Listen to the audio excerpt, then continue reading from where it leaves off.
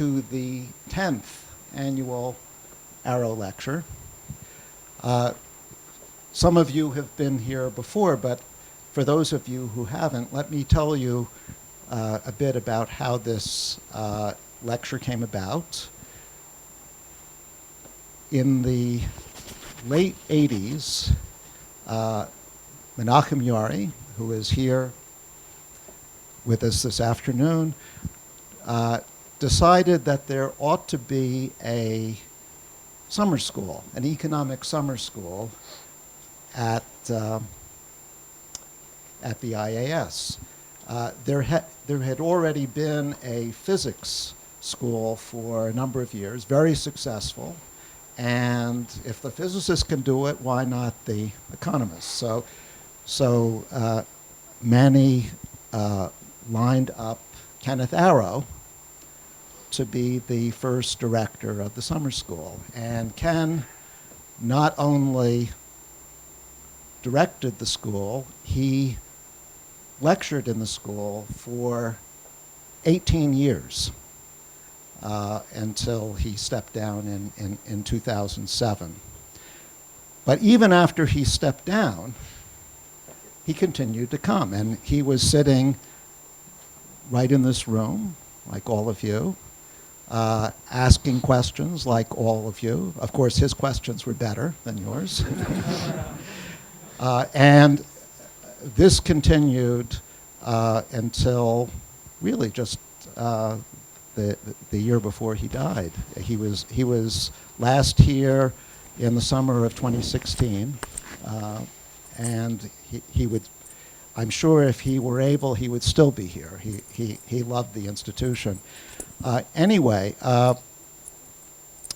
about 10 years ago, a little bit more than 10 years ago, Eitan Shashinsky, who I think is also here someplace, decided that there really should be a permanent institution honoring Ken Arrow at the summer school, and persuaded Bill Ginsberg, who had been an Arrow student, to make an appropriate donation.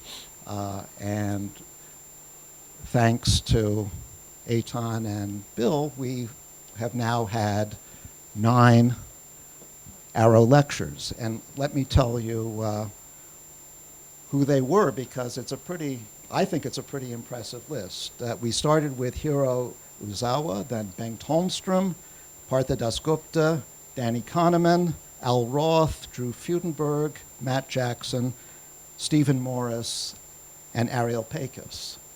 Pretty good list, I'd say. And today, of course, we have Jose Scheinkman, so we're keeping up the tradition. I probably don't have to tell you that Jose is one of our most distinguished economic theorists, and actually he's also made contributions to econometrics, but we don't look at those things here. And in recent years, as you know, he's focused especially on finance. And when we were thinking of having a summer school in finance, it was natural to turn to Jose for his wisdom, and frankly, he was essential in putting together the program. So many thanks to you, Jose, for that.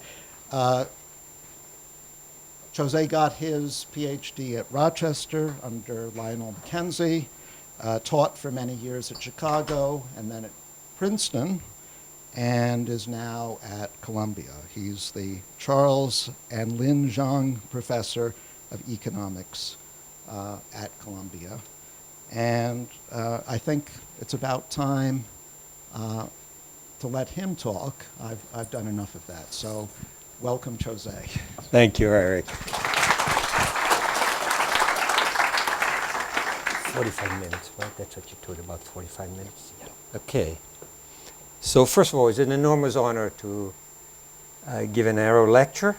I think every lecture in this program use ideas, results from Kenneth Arrow. I don't think you can give anything related to finance that doesn't touch that doesn't need stuff without that arrow did. So that's the way to define it. I think my own view, and I think many of you would agree with him, as far as the progress of economics, with people like many people here try to do day to day, I think Arrow was clearly the most important economist of the 20th century. So it's really a great honor. So what I want to do today is I'm motivated by this idea of bubbles that I've been working for a while. So the history of financial markets is dotted with episodes that can be described as bubbles, periods in which asset prices seem to vastly exceed fundamentals. The problem is that there's not much agreement about how do those things appear, why do they appear, why they disappear. So it's been my view and of some of my other colleagues that what we need are additional empirical regularities to try and understand the reasonable mechanisms that generate bubbles. It also helps to think about the social cost of bubbles and things like that, but that's, I won't get into that today. And the work I've been doing here, I've had many co-authors, Harrison Hong and Wei Xiong in particular, but others, but in particular this paper is some work with Penas and Rennebuck, who are actually art economists, so they know about the economics of art. So what I'm going to try to do today is give a very, an introduction. I apologize to the students because they heard 3 hours of this stuff. I promise no more partial differential equations, no more comparison theorems, no more stopping time problems. This is just going to be words, okay? So at least you see a version of this without any math. And then I'm going to discuss briefly this particular model of speculation and argue that it fits these facts. That's what we did. But then I'm going to try to move fast to speculation in art. And for speculation in art, I dare say it's going to be purely empirics. The models have been developed for other purposes. I'll show that models that have been developed to try to understand speculation in financial markets really have predictions which are verified in the art market, which I find it very curious. I always find it amazing when you start with an idea purely theoretical and fits some data coming from somewhere else. So I'm going to start with quoting what I like to call the three stylized facts. I'm going to concentrate in two of them. That's why they are bold. I'm going to talk about the fact that asset price bubbles coincide with increase in trading volume. I'm going to show you some evidence to that. And the second is asset price bubble implosions follow increases in asset supply. That's going to be the crucial thing to discuss art. Okay, this idea that they not implode because people become rational and all of a sudden decide, oh, these prices are too high. That's really an economic phenomenon. People produce the stuff that you want, and that's what depresses prices. We'll talk about that. The third one, which is quite important, and even plays an important role in art too, but won't discuss here, is that asset price bubbles often coincide with financial technological innovation. So let me briefly revise some evidence. The students saw this stuff on bubbles and trading volume. I started with the South Sea bubble. The South Sea bubble is the first bubble that we have good documentation because the British had economic history and business history already in the 17th century. So they actually documented this very well. And that was the extraordinary rise and fall of the South Sea Company shares and other similar joint stock companies in 1720. Now, it's a very short bubble. It lasts 7 or 8 months during the year of 1720. So I'll talk about the 18th century, sorry. So the Bank of England, which is a company that still exists, except now it's owned by the government, at the time was a private company in charge of small bills. That the Bank of England stock, we had about 100% of the stocks outstanding traded in the year 1720. Just to give a normalization, as I've argued with the students, people trade a lot. And trading a lot means that the New York Stock Exchange, the typical share trades 100% a year. This is 1720. Now imagine, now we trade the computers. In 1720, you trade in big books. There was no trading in the summer because people took vacations. After all, you can't. And so, but still they traded that much. There are other companies that traded a lot. There's some historians, scholars, New and One Schneider, our historians have looked at this problem. So here's a picture. You go to the Tate Gallery, you find it. It's called A Scene in Change Alley in 1720. So it's painted by Ward. Ward was not a contemporary, so he's painting this on the basis of things he read. So I won't tell you that that's the way, but that's where they traded stocks. And they traded the South Sea Company a lot, and they traded Bank of England and all the stocks. So you go back, then you go forward. Another example, for instance, we know that there was a lot of trading in 28, 29. The annual turnover at New York State Stock Exchange went for 100% a year in the period 25, 27, which is today's rate, to 140% in 28, 29.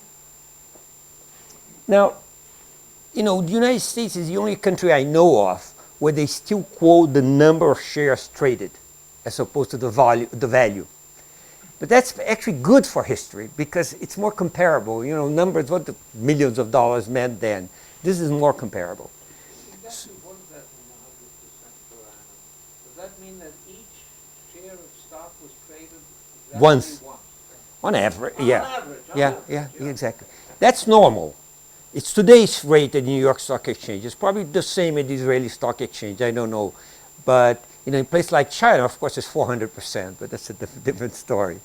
So anyway, so that allows us to compare. So the daily record of share trading volume was reached 10 times in 1928 and 3 times in 1929. So they had new records of volume. The next record came in 1968. And for those of you who either read the history or were alive at that point, like me, when LBJ announced he would not seek re-election, it was a big crisis in the United States, and everybody, you know, there's a lot of trading. So they had to wait 40 years for a new record. This comes from a paper by Hongenstein. So if Trump will announce that he's not running again, what's the expectation? I think we all commemorate. Everybody will go out in New York City. I think everybody will go out to have a drink. Yeah, but actually, you know, since it's in New York, I suspect it will be a holiday. So, yes, I think it will be a holiday. Anyway, so that's the next one, the asset price bubbles implosion, increase in the asset supply. So the South Sea Company, which is the main share for which there was a bubble, it doubled the supply in 1 year. Other companies even more. But the word bubbles originates from the fact that lots of people got the following idea. I can create a company and sell stock. Right? That sounds like a very good idea when they saw the success of the South Sea bubble. And the term bubbles, by the way, it's not a contemporary name, but was created by business historians after the bubble imploded. But it was also called the Bubble Act of 1720. That was an actual name. So Parliament just banned joint stock companies not authorized by royal charter or the extension of corporate charters into new ventures. So what happened in 1720 is that there were so many new companies that Parliament decided to ban it. Now, if you're interested in economic history, there are papers on the Bubble Act of 1720. It was very corrupt. The directors of the South Sea Company were very interested. They understood that the increase in supply was going to compete with them. So they bribed Parliament to get this law passed. There's a lot of interesting history that talks about that. Okay. And in fact, the first thing the South Sea Company did, started suing companies that they claim were trying to imitate them without a royal charter. Okay. Now, you go now almost 300 years later, you get the dot-com bubble, and there's a lot of documentation. There was a lot of expiration lockup. There is a lot of companies that had gone public with small amounts, had now gone with, now the employers and the venture capitalists that had financed could now sell the stuff. And that happened the first half of 2000. Venture capital firms that had distributed less than $4 billion to the limited partners in the third quarter of 1999 distributed $21 billion in 2000 quarter one. So they went from $4 to $21 billion in 1 quarter. Now, how does a venture capital firm distribute? They either send the shares to the people, then they can sell, or they sell and distribute the money. In any case, there was a very large increase. And then there's the credit bubble. I encourage everybody to see, all my students have to see this movie, The Big Short. I spend a lot of time during our lectures, whole lecture explaining them how to model mathematically the Big Short, and but that's the story. There you did not increase supply, you simply shorted, which is a form of increasing supply. So that's the story. So how do you think about that? And I'll give you a very brief version of it.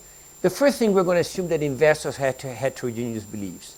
Now, saying this thing in this room with Professor Allman sitting here is really scary. But the fact is that for a lot of trading happens because people disagree. Some people think something is going to go up. Some people think that something is going to go down, and they trade. Okay? There's, of course, Allman's result, celebrated result, that rational agents with common knowledge of each other's beliefs cannot agree to disagree. So that it makes it, somewhat theoretically difficult, the question of heterogeneous beliefs. But there has been a lot of progress on that since Professor Allman's results, other elaborations. And a consequence of that are the so-called no-trade theorems. Unless some traders trade for irrational reasons, there is no trade. This comes from a quotation from Ken Arrow's Palgrave. Now, we see a lot of trading. So some people must be trading, The second thing, I'm going to assume the difference in beliefs are volatile. Okay? So not only Sergio and I disagree now, but I may buy a share because I think that Sergio at some point is going to go crazy and want to buy it at a higher price. Okay? The third is that short sales are costly, which means I cannot create more shares just by shorting. So in order to profit from Sergio going crazy, I have to buy the share today at this relatively low price so I can sell it to him when he goes crazy and want to buy at a high price. Okay? So that means the buyers, they value, in addition to the future dividends of the asset, the option to resell to another more optimistic investor in the future. That's the story here. Okay? When I buy a share, I care not only about the dividends that share is going to pay me, but also about how much can I sell that share in the future, which I think most speculators, that's what they're thinking about. The people who are buying today, whatever, I don't even know how much Uber shares are going for, but whatever Uber shares is selling for now, they're not thinking, I'm going to go home, go to sleep, and enjoy this long dividend of Uber. Uber has never paid a dividend. Maybe they'll pay one sometime. Maybe they won't. But the fact of the matter, they're thinking, buying Uber today, maybe next week, Elhanan is going to show up and say, I want to buy Uber. And if there's lots of Elhanan, I'm going to be able to sell Uber at a higher price than what I pay today. That's the basic mechanism. So we think of the bubble as the value of the resale option. Okay? So this option in addition to the dividend. And I want to make some consequences of the model. The first to think, suppose that Elhanan and I, we disagree right now, but we have a very high volatility of opinions. So today I may be the most optimistic. But tomorrow Elhanan may become more optimistic than me, and that is going to give me an option to resell. So the higher the degree of volatility of the relative opinions leads to higher prices and a higher value of the resale option. That's the first thing. But it also leads to higher turnover, because the only way I'm going to be able to resell the stock is some person becomes very optimistic and I can sell him to him at a high price. So both of those things drive high turnover. I think you know what turnover means. It means sales with respect to the amount outstanding. So like we say 100% or 200%, etc. Right? So those two things become correlated. And when investors have a limited capacity to bear risk, increasing the supply of asset is absorbed by less optimistic buyers. So I go back, I have 100 shares. Elhanan goes crazy, he really wants to buy, but he's either risk averse or doesn't have that much money. Okay? So he says, I'm not going to be able to buy 100 Uber shares, I can only buy 50 Uber shares from José, because that's in my copies. There's a lot of copies of me, there's a lot of copies of Elhanan, if you can imagine that. Okay? There's a lot of copies of Elhanan. So Elhanan and his buddies can only buy 50 shares. I'm a rich guy, I have 100 shares for each. All my copies have 100 shares. So he can only buy half the shares for me. Then the other 50, what can I do? I can either keep it, but now remember, I'm not the most optimistic one. But Sergio, he's less crazy than Elhanan. So he's not willing to pay $100, but he's willing to pay 75. So we know in economics, the price is always determined by the marginal buyer. Okay, we don't care about the guy who cares. The other guy just, so the price becomes 75. Elhanan then gets a surplus because he imagines it's worth 100. And Sergio determines the price. He's the marginal buyer. So when investors have limited capacity to bear risk, if there's more of the stuff, the marginal buyer is going to be less optimistic. And so as the supply increases, the valuation of that marginal buyer has of future profits, payoffs, decline as the supply increases. Now, if I buy today, I'm thinking, okay, I'm going to be able to sell it in the future. But there's a lot of this stuff. Crazy Elhanan may show up and his friends, but there's not enough of them. So I have to appeal to Sergio, which is a little bit crazy, not as crazy as Elhanan. So I have to sell the rest to Sergio. So my profit is going to depend on Sergio's valuation. Okay? So I value less the option to resell. So the increase in the asset supply diminishes the bubble, the difference between the fundamental price and this option to resell. And now, again, since risk aversion, a concept that Arrow introduced into economics, of course, since risk aversion creates demand for risk sharing, a larger supply necessitates more difference in opinions in order to be absorbed by the most optimist. So increasing the asset supply lowers turnover. So the more there is of the stuff, the percentage sold has to be less because there's, the marginal, the stuff is going to be more divided across people which value it less. Okay. So now we get to speculation art. I did pretty good. I wanted to do in 15 minutes the first portion. Sorry if it's fast, but I'm going to talk a lot about the same things as we talk about art. Now, we tend to think, and I'm going to argue with you, that speculation art is a modern phenomenon.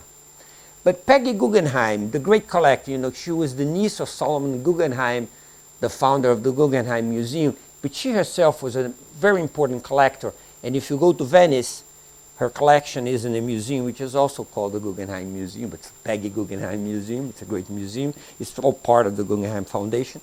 And she comes to New York. She lived in Venice most of the time at this time of her life, in Europe at least. But I think she was already in Venice. She lived in Paris for a while and then in Venice. And she comes to New York and goes back and she wrote in this book. This book is from 1960, Confessions of an Art Addict. She writes, "The entire art movement has become an enormous business venture. Some buy merely for investment, placing pictures in storage without even seeing them, phone in their gallery every day for the latest quotation, as though they were waiting to sell stock." So the analogy I want to make is that in art, especially at the high-end side of art, there's a lot of speculation. That's Peggy Guggenheim's view of this as early as 1960. The next thing is going to come from something in New York Times in 2015, which was called Art for Money's Sake. It was a big piece in the New York Times about this phenomenon of speculation art. At the cover, of course, you had Andy Warhol's painting of tomato soup with a little. This is not Warhol. This was modified by the Times illustrator. So they're talking about facilities to store art and facilitate resale. So one of the facilities which they focus is a place called Wovo. Wovo is in Long Island City. If you know the geography of New York, you know what Long Island City is. It's part of Queens, so it's relatively close to the airports. And the Times, this is from the Times quotation, "The facility seems designed to turn physical objects into liquid assets." Okay. So they have private viewing rooms for deal making. So you buy expensive art, you send it to Wovo, and there you have private viewing rooms for deal making. So you want to sell it, somebody can go and see it in a private viewing room specialized to view. They have, okay. So they talk art more like a tradable unit able to change hands without even leaving the warehouse. One of the interesting things about Volvo is that it is a tax-free zone. So if you're an American and buy in an auction no matter what, and you import into New York, you'd have to pay 8.5% of sales tax. Other countries have different taxes and they charge in a different way. But if you bring it to Volvo, it's a tax-free zone, you're not going to be taxed. So if you sell it, you save the 8.5% you'd have paid of sales tax. I don't know how it works in Europe. But there is another facility. I got it from, there's a consulting firm named Deloitte. The Americans call it Deloitte. And it's a consulting firm, a very large consulting firm. And they had a report on art as an investment. And they focus in this facility called Le Freeport, which at Findel Airport, which is in Luxembourg. Again, it's the same deal. It's a big warehouse with lots of facilities like this. And what Deloitte says is that it intends to attract potential investors present, the quote is theirs, present in the globalized art world, notably financial professionals. Okay. Now, I could tell you other things. There's an enormous number of art advisors, which are people who tell you about art, if you want to buy it professionally. There's a guy in LA that produced an index of artists. If you Google, I forgot the guy's name. If you Google, he tells you which artists are going to go up in price and which artists are going to go down in price. Okay, so there's a lot of that activity. There's a number now. There are also hedge funds that specialize in buying art. You can buy art through a hedge fund, so you never have to even know what you're owning, whatever. So I'm trying to show that some of the phenomena that you observe in speculative episodes applies to art, and we're going to look at data for that. Okay, but let me start with the idea. There are volatile differences of opinions in art. People have their own opinions, and other people prices move up and down all the time. Shorting, of course, is very difficult, impossible. I cannot sell a Picasso I don't own to Eric and say, well, once this Picasso goes down in price, I'll buy it back. That's an impossible task. And there's some work, and those are my co-authors that I mentioned, Penas and Rendenburg, showed that there's a positive correlation between the volume of trade and prices of art. So this is what got me curious about this result they showed me, because they came from my earlier work on bubbles, this correlation the model that can explain volume of trade and price of art. And also they showed that if you buy art in periods of high volume, you're going to lose money. That's another fact you should know. If you want to buy art, it's better to buy in periods of low volume. Okay? So what are we going to do? We're going to use the premature death of an artist as an unexpected shock to future supply. So instead of looking like what happened during the South Sea bubble or the internet bubble, to an increase in supply, we're going to look at situations in which expected supply decreases. So people expect that there will be a certain amount of this artist is going to produce every year, and then he dies unexpectedly. And we're going to talk about how we think about that in the data. Okay. So the question is this. If you have this fall in expected supply, so an unexpected death is like a fall in unexpected supply. So we have to move all the signs. Before we show you increase supply, you decrease prices, and decrease volume of trade, turnover. Now, we're going to think it's going to increase price and increase turnover.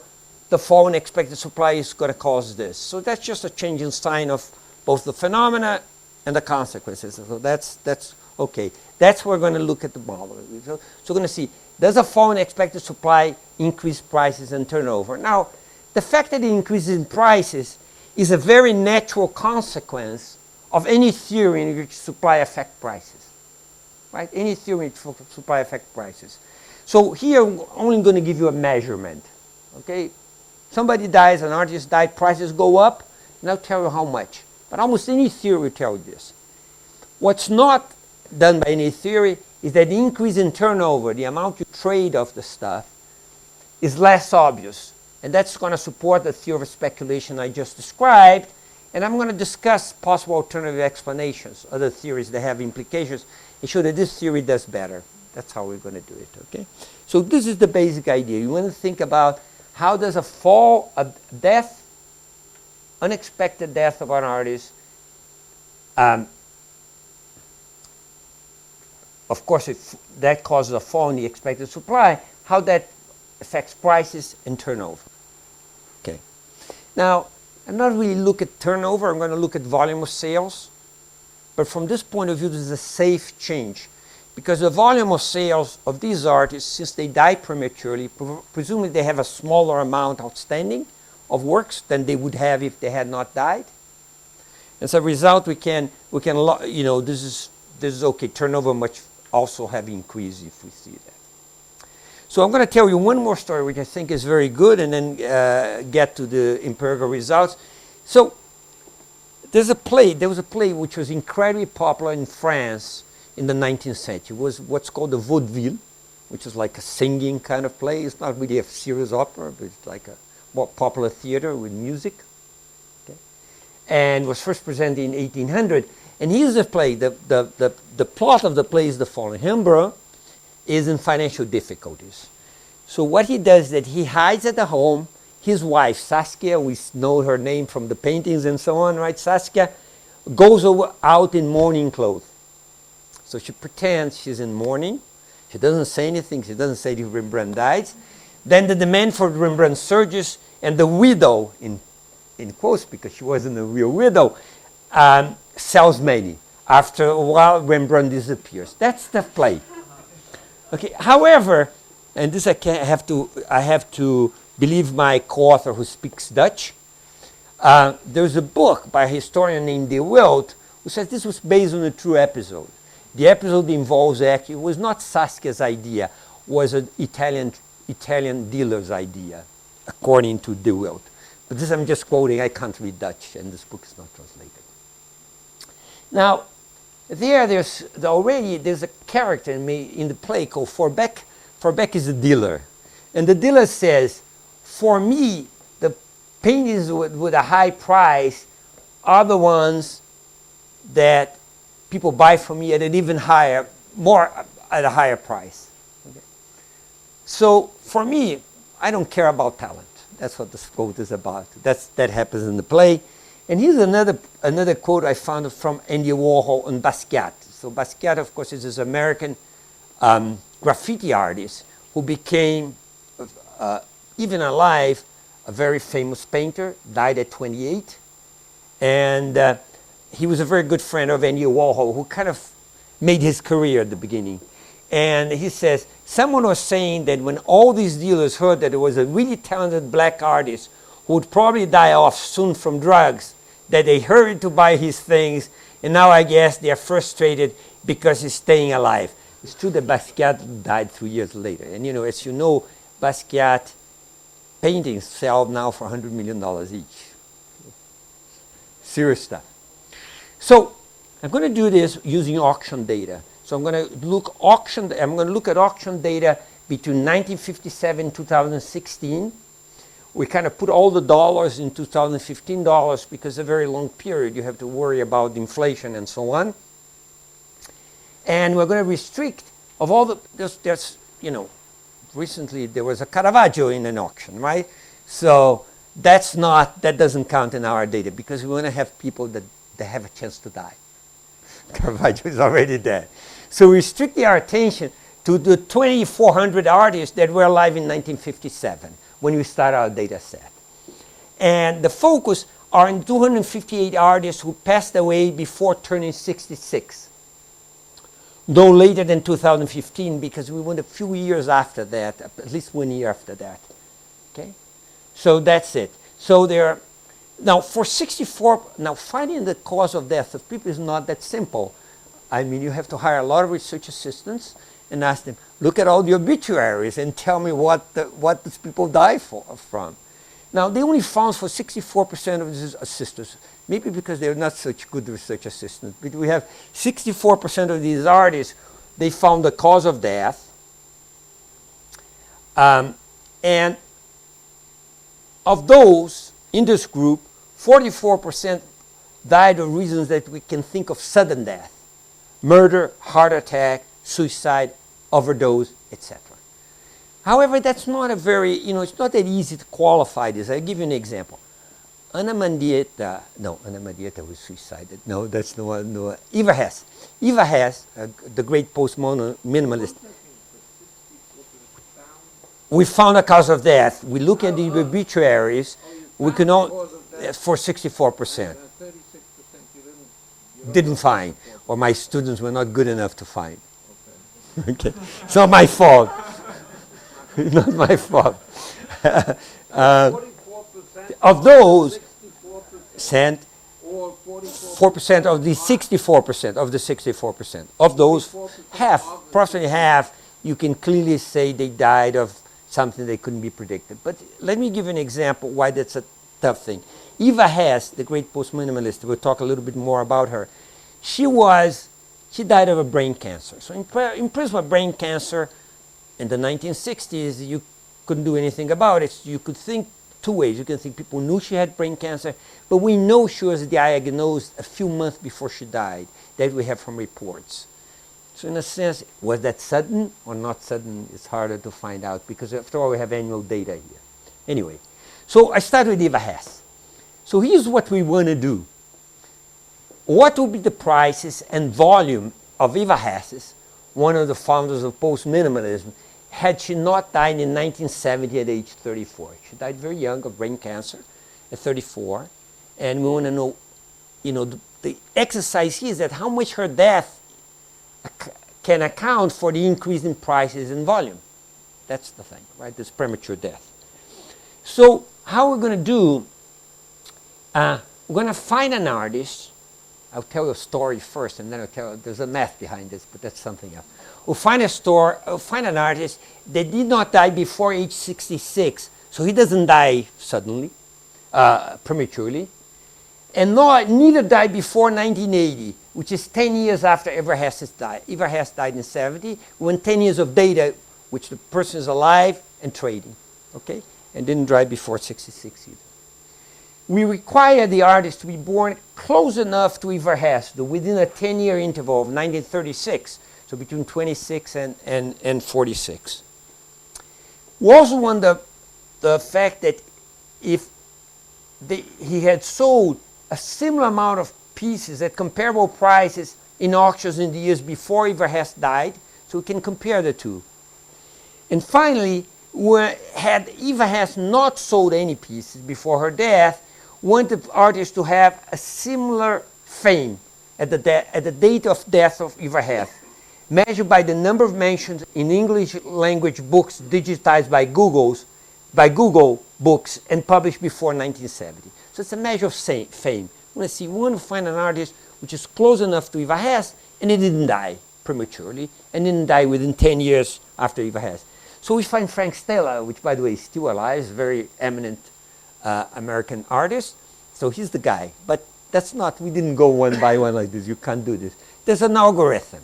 Okay? It's called the Corson exact matching algorithm. So you take a small data set, those are the people we want to match. You take a big data set, and you find in some way the closest people to match so you can construct a matching set. The idea is that you get a similar set of artists who died prematurely and did not die prematurely. So now you can compare. Okay?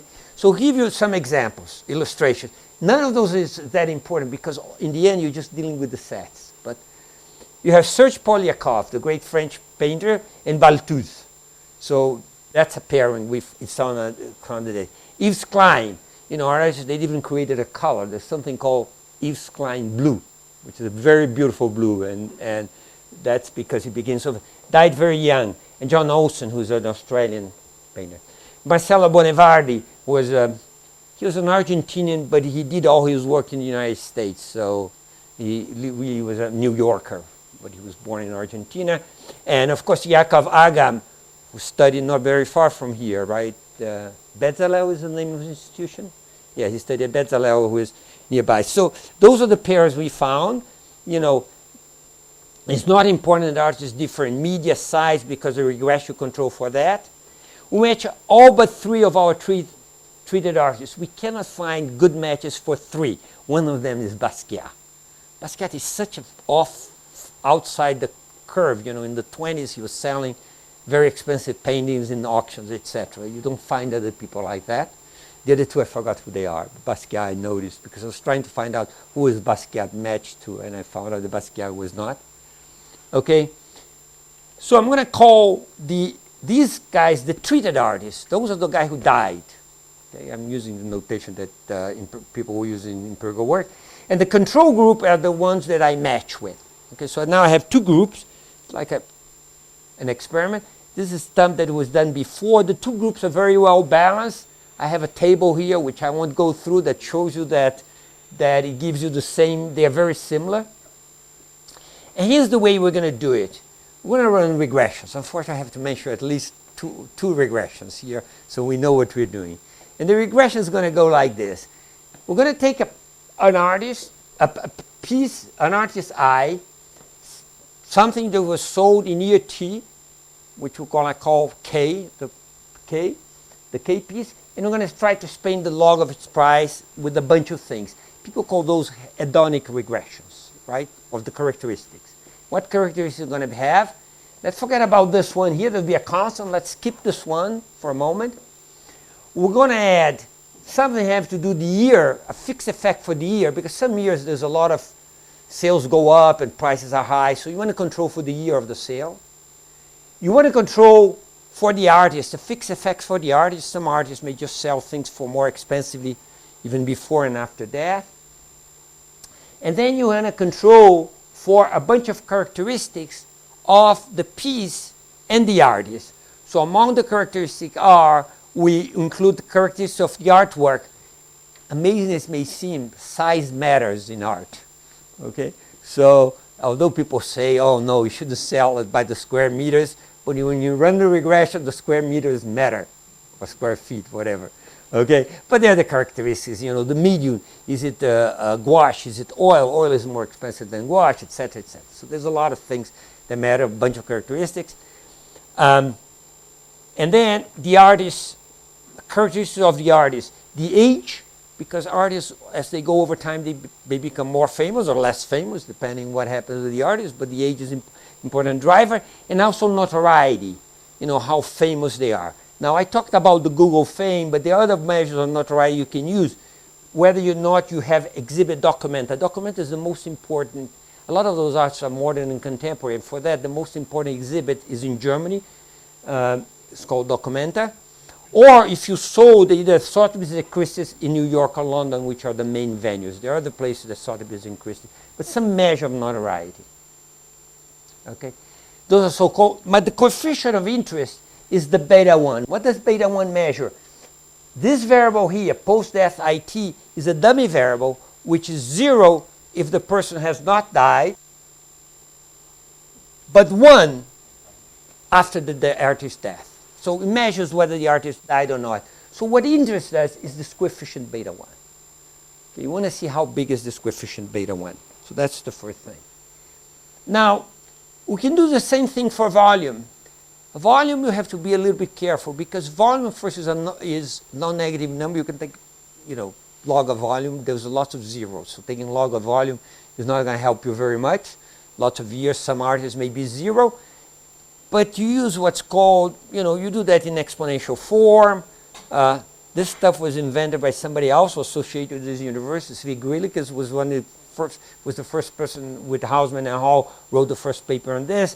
There are many other modern papers. That's not important at this point, just another form of regression. The same things. Of course, for volume, you don't have the characteristics of the art because you're measuring the annual volume. So square meters don't count anymore, anything like that. But you do count the characteristics of the artist. Okay. And then I'm going to start showing you some results.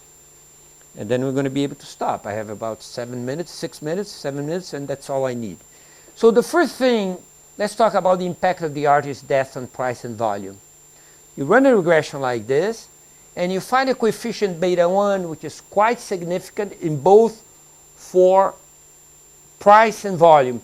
And to put it in quantitative terms, you have to exponentiate those things because you are in logs.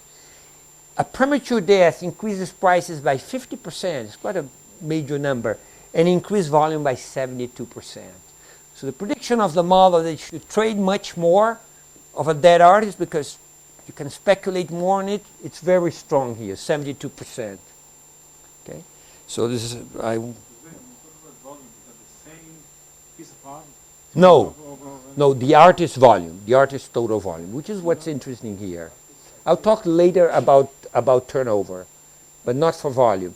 Volume here, otherwise it will be, if it's the same piece of art, volume is there is a sale of a piece of an artist at one point, and I aggregate all the sales through the year. Okay? Okay.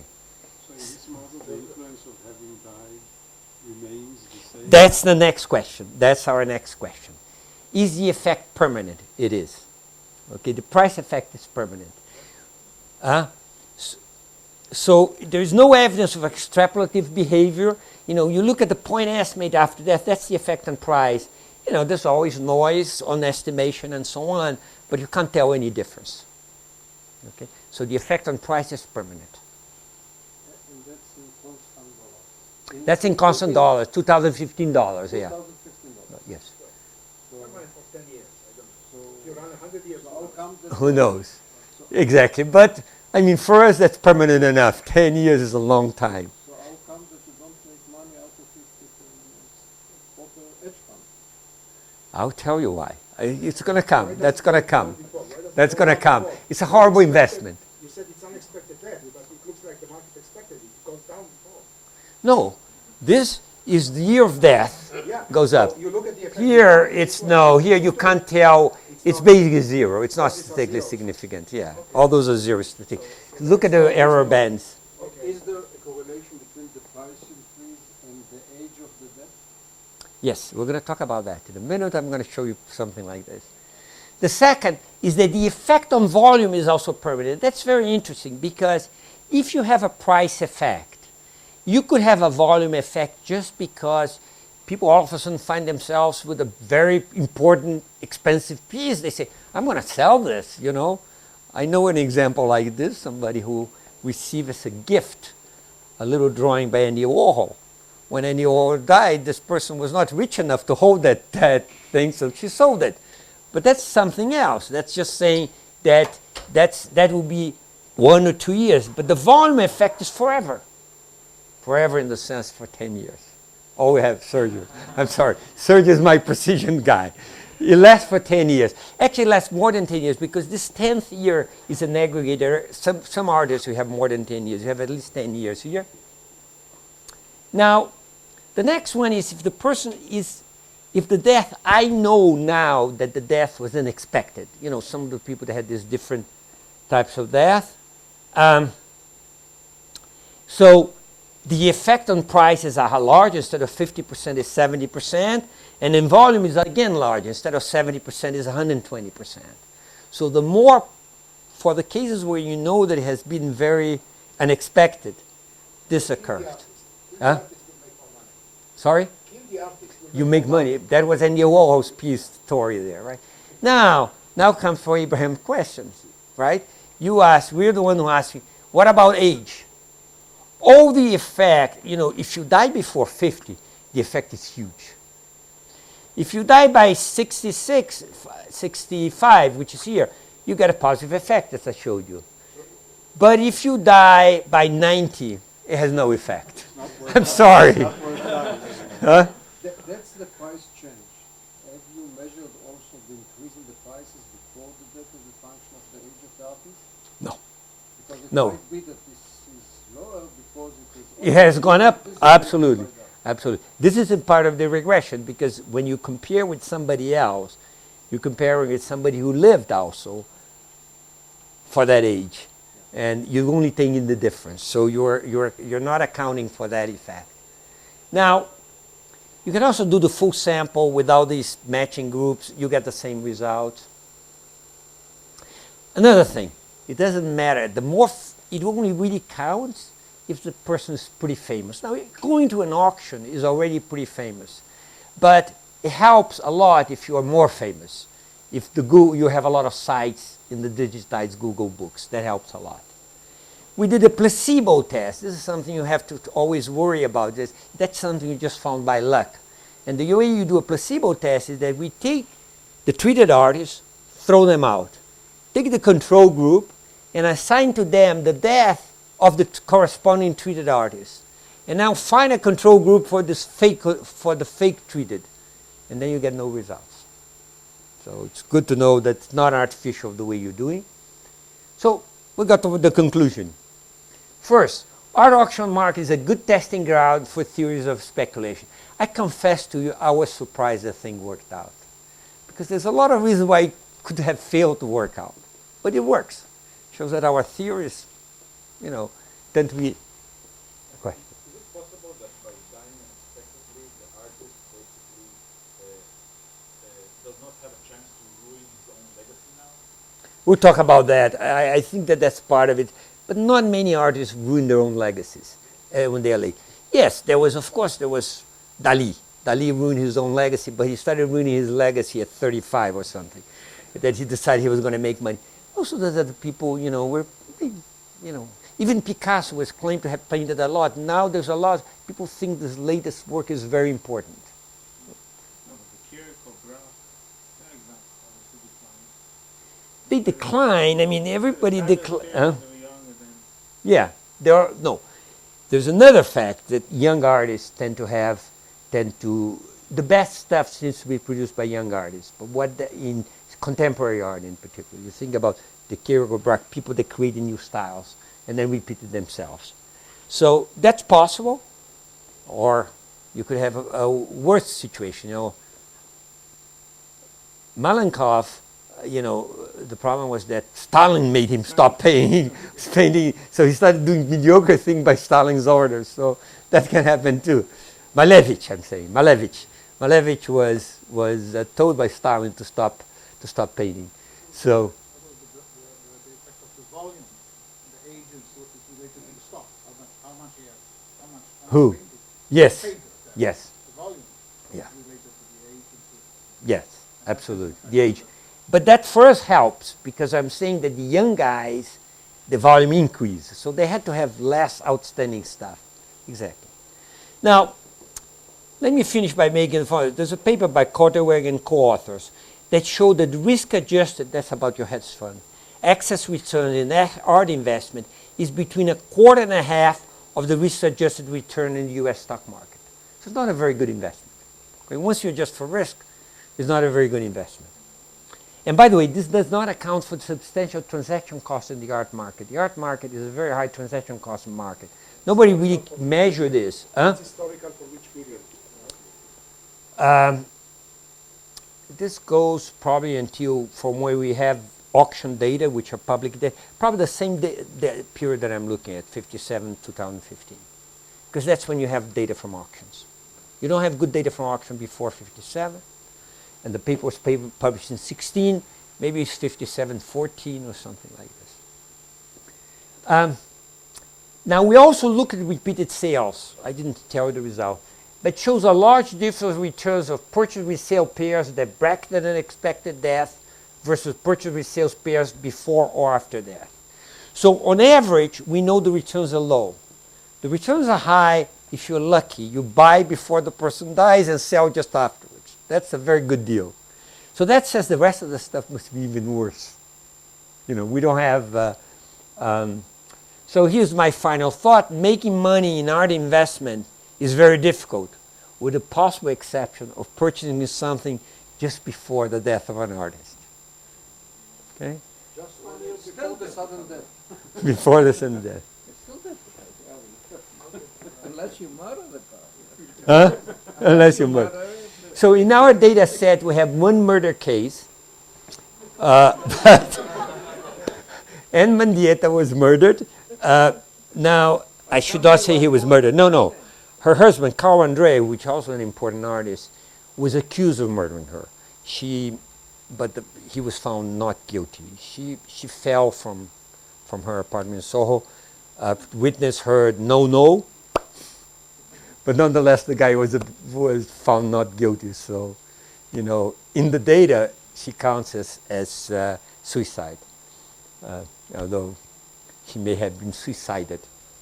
But we don't know about that. Do you have any idea what percentage of the market is held in those warehouses? And what percentage people really keep at home and enjoy? Yeah, okay. So I don't have a firm idea. I saw a recent piece, was again in the Times. The Times is good about this stuff. Was again in the Times, which was motivated by this painting that supposedly was bought by the Saudi prince. Da Vinci? The Da Vinci. Yeah. Yes, the Or Da Vinci. Huh? The so-called Da Vinci. So-called Da Vinci. The so-called Da Vinci. And it was motivated by that. So they were speculating that that may never be seen. That may never be seen for a couple of reasons. One is that, you know, it may not be real, and so the owner doesn't have much. And second, that it may be just have bought for speculative reasons. So they went back. They talk about several million pieces that are stored, and those tend to be the high-end stuff. Several million pieces which are stored. They know about several million pieces that are stored. We know that part from lawsuits. So there was a divorce in the United States and she claimed that he held, you know, thousands of important art pieces in a place in Switzerland. So then the question was, you know, what the American authorities can do about giving her half of that stuff. I think that was settled. And there was another one, which is the Italian government sued some collector, claiming he was holding Etruscan pieces that had been stolen from Italy. And there was another lawsuit, and they found, you know, the guy had thousands of pieces. Eventually, that was also in Switzerland. Switzerland opened a warehouse, and the guy went, and they found, and that was thousands. So they were speculating, trying to add it up. They talk about millions of art pieces. I think the number was 4 million, which sounds like a lot. 4 million art pieces sounds like a lot, because you have to understand this is the high end. And they were quoting some very famous things. You know, there's a very famous Picasso that nobody had seen, that is, you know, supposed to be in some hasn't seen for 20 years. Any measurements of the volatility of the prices? It's very hard. You know, I'd like to do that, but it's really very hard because. You know, the data is not that good, you know. If you're comparing things that's better, it's better. Let me tell you something. This market has become so sophisticated that the other day, an investor, somebody I knew, because at some point I was in the market and I had investors that were investing in a fund I was running. This guy was telling me a story. I met him recently. He said to me something very interesting. He says he's now in the following business. He gives guarantee. If you want to sell your expensive art, he gives guarantee of a minimum price in exchange for a fee. That's his business. I mean, he doesn't do it by himself because he says, you know, things are so expensive now. You want to have like a conglomerate of people with money, putting money like that. That's a business, and that's his business. And he was saying, you know, of course, sometimes I have to buy the piece because I either have to pay the difference, or if the thing, first of all, I find it more advantageous sometimes to take it instead of paying the difference. I think the price is too low, or sometimes the thing doesn't sell at all, in which case I would have to buy. And I ask him what he does with this. He says, "Oh, I send it to a warehouse." So that's another case of people that send piece. He's not going to pay taxes. He's trading. Is it possible the death of the artist served as a demand shock? Because upon the death, the reporters, newspapers, and websites discuss the contribution of Yes. the art. That's why we looked two things. We looked, for instance, at the Google Fame Measure, and we control for that, and you can also control for the changes in Fame Measure. So that's what you're talking about. There'll be more, the artists will become more famous. Now, there are two things here. There's no reason why you should trade more and more famous artists. There's no reason for that to be there.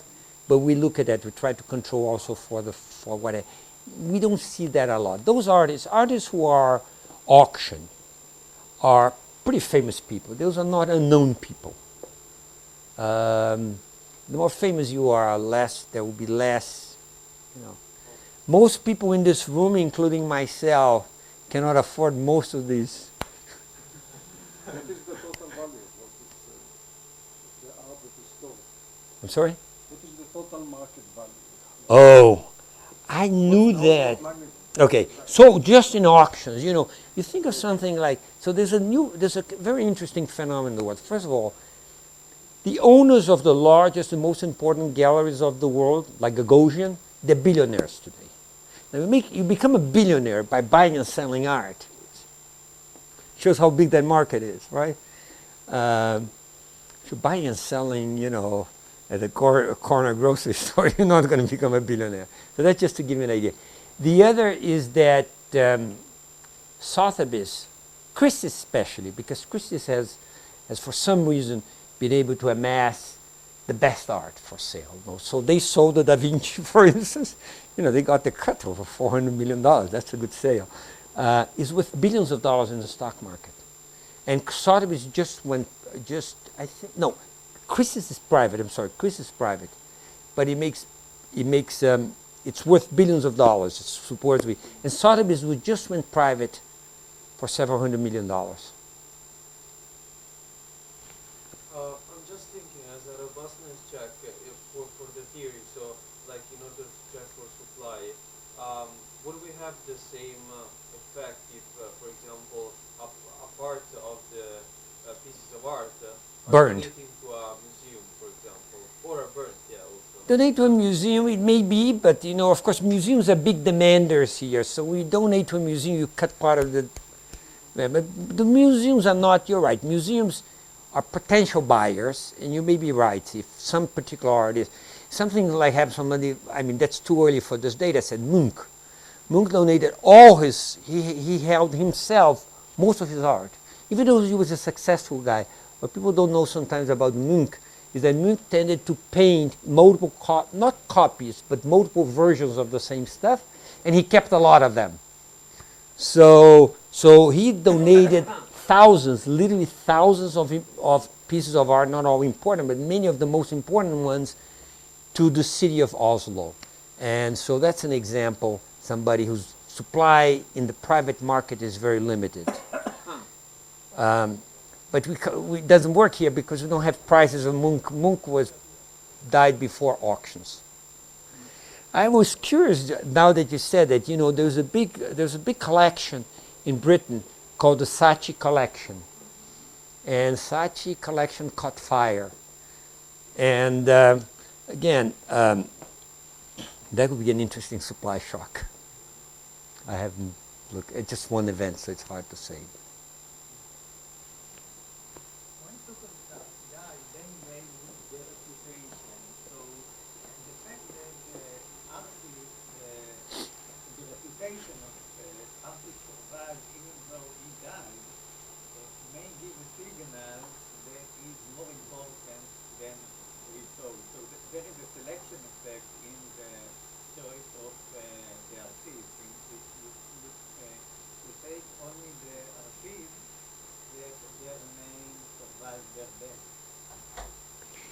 Yes, but the other guys also are the same thing. So they, even though they're alive, they continue to sell. So remember, comparing the artists who didn't die, had a similar trajectory, with the artists who died. Okay? And you think, when you die, what happened? Now, there's always the possibility that, first of all, many of those guys were already, or girls, were already selling before, right? There's still something to be explained. I understand about the price. The price effect of death is much more obvious.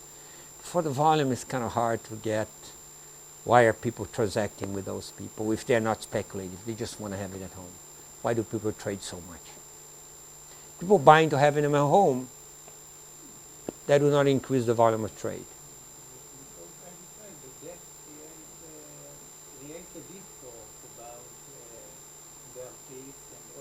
Yeah. about him, and there are no Jesus whatever. Yeah. They usually fade before. Sometimes they are forgotten, sometimes I'm sorry? it is a beginning of a new game. Sometimes artists are much more appreciated after their death. Yes. Sometimes, They are less, absolutely. But the same thing is true about the live artists. You know, some artists here you recognize, like Frank Stella, who is still alive, who became super famous. You know, John Olson that I cited here, I think he has some prestige in Australia, but nobody, he's a naturalist painter. You know, Yves Klein is like amazing. So he, on one hand, is more famous. I don't think Eva Hess is nearly as famous as Frank Stella. So if I were just take those two, Frank Stella stuff would sell for much more. It varies, you know. Sorry, I have another question about this matching groups. Do you also match the growth rate in the sense of their fame and stuff, or just the level at which?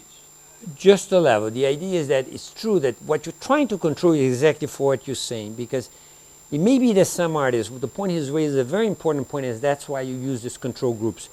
It may be that some artists were going up in price already, and they'll have continued going up in price if they had not died in any case. So what you call the death effect is partly the trajectory that you're not measuring. So that's the reason you take a control group like this. You take another artist who looked just like her, in the case of Eva Hess, which was Frank Stella. So we assume that whatever trajectory Eva Hess was up, so was Frank Stella, because they're from the same, they're similar artists. Like, do you match them as pre-death trend, for example? Only not trend, but we look by pre-death characteristics. We match the pre-death characteristics. You know, empirical work is always subject to criticism. I'm not saying that this one is that's the nice thing about doing theory. When I show you guys the comparison, apply the comparison theorems for PDEs, that's true. There's no discussion about it, right?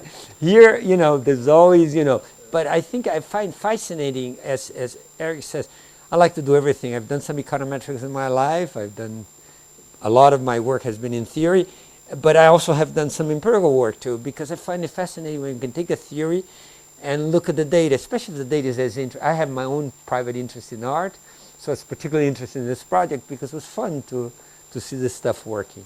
Unfortunately, I don't think there's one artist I think in this data set, which, there's two artists in the data set that I inherited from my parents, so I shouldn't say, but I have them. But they are Brazilian. But they are Brazilian, you know, it's an international set, so.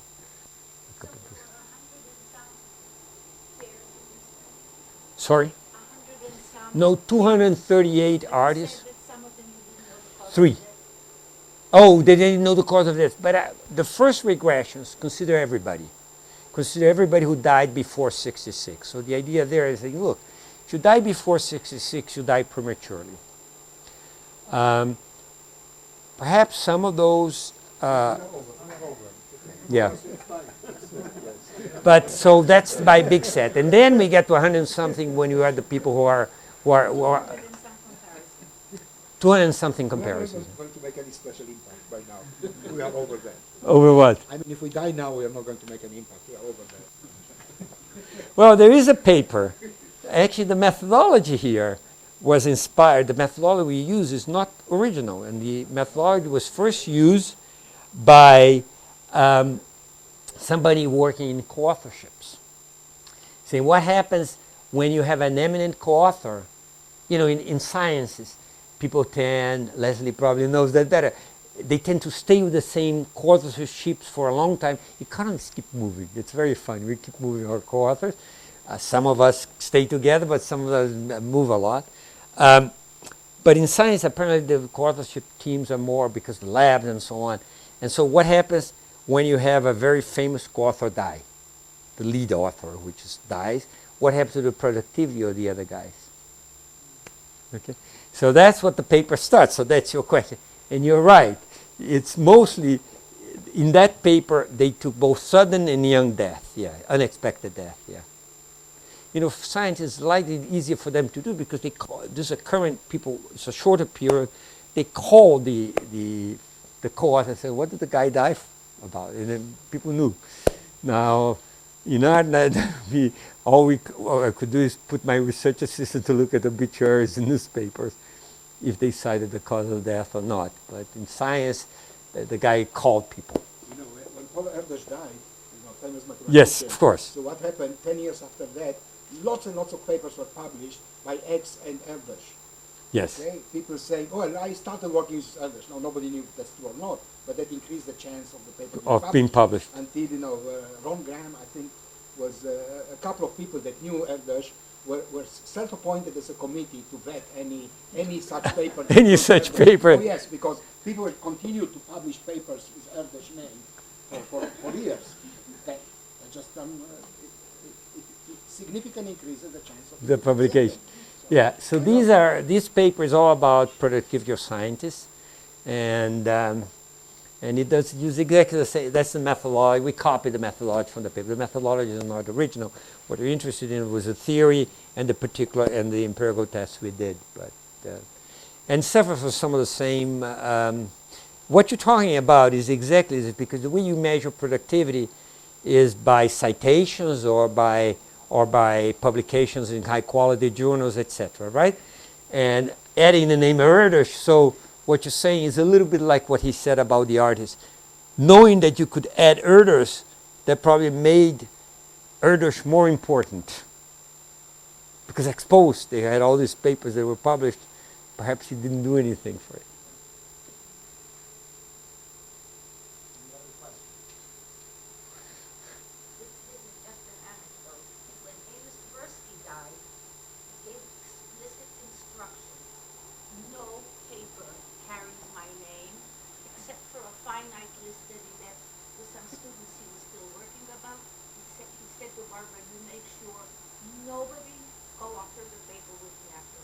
So who is this? Tversky. Ah, interesting. That was not sudden death.